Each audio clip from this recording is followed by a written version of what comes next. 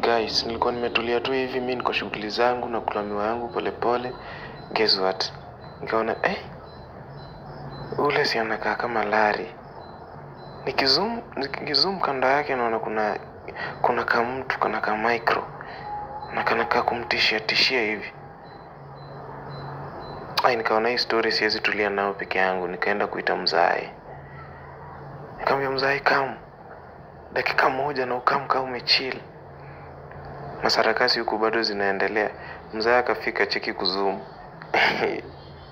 Anashanga hizi ni mawat. Kama signal kamwambia, hebu angalia pale chini. Kuna kingine kadogo. Na ni kama Larry ashtuki nayo. Na kana mtishia tu.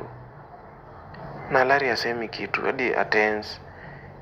Si sasa ndo tumekuja kaa tumetense. Namwambia ona kale kadogo. Mzae aka signal.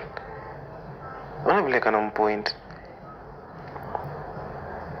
Si huku tumetense, tumeshangaa. Nini inafanyika kwa wao brother. Na kakatuona, imagine kana tutishia pia sisi. Mzae akasonga karibu akaangalia. Yaani kidogo hivi nyuma yetu tena the same Larry ametokea nyuma yetu. Na ndio mwenye ameishika the other side. Anakachezea ona. Angalia Larry tena nyuma yetu. Guys, hizi ni mawat. Mimi kugeuka nikaona Larry yako nyuma yetu. Na nikiangalia huko mbele ndio ni the same Larry anaiweka kwa chupa. Nikaona hii story siwezi kanyagia. Lazima mzae ajue hii story. Nikamsignal. Mzae, hebu angalia nyuma yako. Mzae angalia kushtuka.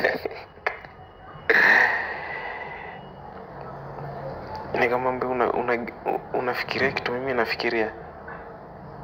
Mzae anauliza unafikiria nini? Nikamwambia ni ghost. Mzae kumbe pia naye ametense. Anambia tutoroke, let's run for our lives. Si sasa kutoka hivi pia naye akaamua kupotea.